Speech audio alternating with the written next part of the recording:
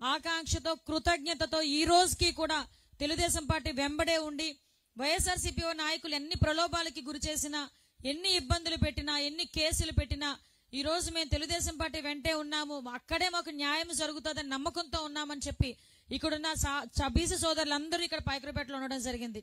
మాది సుమారుగా 30 కిలోమీటర్లు సీ బెల్ట్ ఉంటుంది సార్. మత్స్యకార సోదరులు విపరీతంగా ఉంటారు. అదేవిధంగా ఇంచుమించుగా యాదవ్ సోదరులు, వెలమ సోదరులు, శెట్టిబల్జ సోదరులు, వీళ్ళతో పాటు అన్ని ఉపకులాల వాళ్ళు కూడా ఇక్కడ ఉన్నారు. అంటే మేజర్ పార్ట్ వీళ్ళు ఉంటారు సార్.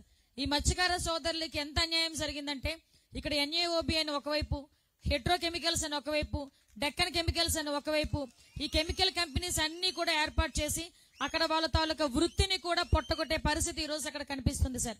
ఎందుకంటే వాళ్ళందరూ కూడా వేటకి వెళ్లాలన్న ఇందాక మీ దృష్టి కూడా తీసుకొచ్చారు. పోలీసుల పహారాల వేటలకు వెళ్లి వాళ్ళ జీవనోపాధి కలిగించుకునే పరిస్థితి ఈ రోజు కనిపిస్తా ఉంది. అట్ ద సేమ్ టైం మత్స్యకారులకి సంబంధించి చాలా సమస్యలు. వేట నిషేధ సమయంలో ఇవ్వాల్సిన డబ్బులకు కూడా వాళ్ళు విపరీతంగా ఇబ్బందులు పెడుతున్నారు. హౌసింగ్ ఇవ్వట్లేదు.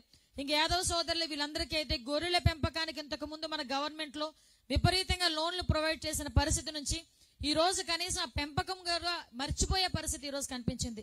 సెట్టిబలిసీలు కూడా సరైన గుర్తింపు లేదు. అది వెలమలకి కూడా సరైన గుర్తింపు లేకుండా పరిస్థితి ఉంది సార్.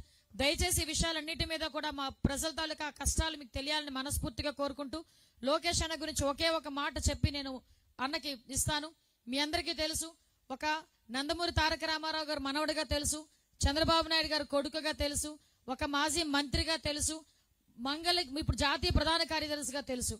కానీ ఈ రోజుకి కూడా ఎన్ని కష్టాలు ఎదుర్కొన్నా, ఎన్ని అవమానాలు ఎదుర్కొన్నా, ఇంట్లో ఆడవాళ్ళని అవమానించినా, తల్లిని అవమానించినా, భార్యను అవమానించినా ఎక్కడా కూడా ఒక అడుగు వెనుకకేయకుండా ఈ రోజుకి కూడా ఈ సైకోల మధ్యలో 3000 కిలోమీటర్లు దాటి ఈ రోజు పాయకరావుపేట నియోజకవర్గానికి వచ్చారంటే ఒక్కసారి మనందరం కూడా ఆలోచన చేసుకోవాలి. ఇదన్నీ ఎవరి గురించి? ఈ రోజు సీఎం పదవి అన్నది వాళ్ళ ఇంట్లో కొత్త కాదు. ఈయన పుట్టే టైంకి వాళ్ళ తాతగారు సీఎం, తర్వాత తండ్రి సీఎం, తర్వాత ఈ రోజు పరిస్థితి వాళ్ళ మాంగారు ఒక సూపర్ స్టార్ బాలయ్య, జై బాలయ్య, ఆ బాలయ్య గారికి ముద్దుల అల్లుడు.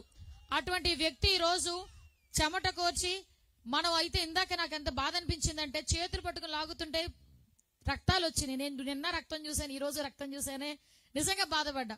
కానీ ఈ కష్టం చూస్తా ఉంటే ఇదంతా కూడా ఆయన ఒక్కరి గురించి కాదు. ఇక్కడ ఎమ్మెల్యేలు గెలవాలి, మీ అందరూ ఎమ్మెల్యేలుగా మారాలి అని ఒకే ఆకాంక్షతో చేస్తున్న కార్యక్రమానికి ఆయనకి మనందరం కూడా ఆశీర్వదిద్దాం, అండగా నిల్చుందాం. ఈ కార్యక్రమానికి వచ్చి మా పాయకరావుపేట నియోజకవర్గంలో పాదయాత్ర జరిగి ఇంకో 2 కిలోమీటర్స్ మా పాదయాత్ర అయిపోద్ది. అందుకనే మీకు మరొక్కసారి మా అందరి తరపున కూడా ఏదైనా చిన్న చిన్న లోటుపాట్లు ఉంటే క్షమించండి.